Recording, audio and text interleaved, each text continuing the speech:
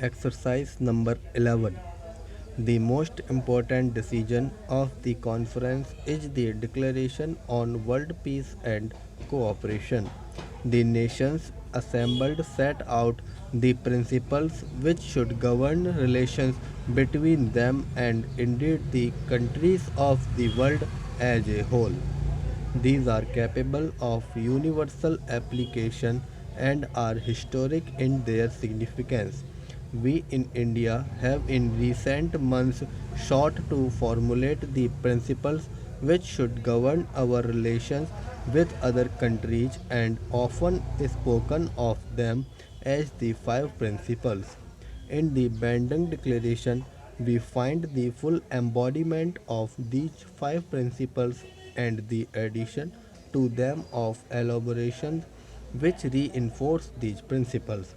We have reason to feel happy that this conference, representative of more than half the population of the world, has declared its adherence to the tenets that should guide their conduct and govern the relations of the nations of the world if world peace and cooperation are to be achieved.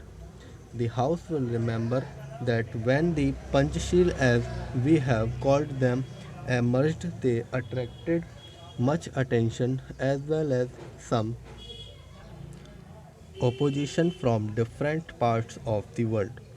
We have maintained that they contain the essence of the principle of relationship which would promote world peace and cooperation. We have not sought to point to them as though they were divine commandments or as though there was a particular sanctity either about the number or about their formulation. The essence of them is the substance, and this has been embodied in the Bandung Declaration.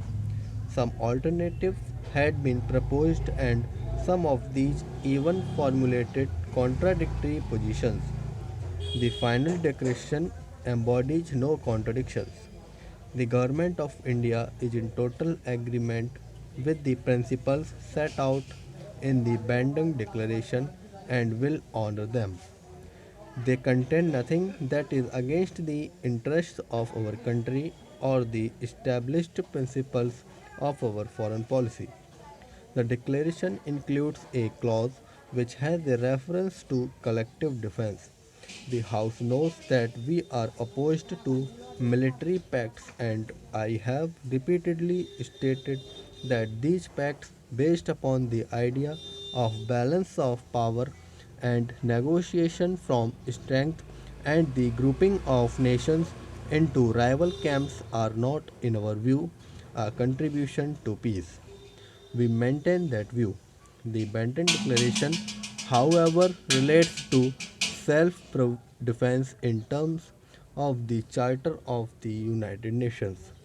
The provisions of the Charter make it clear about the inherent right of self defense. Thank you.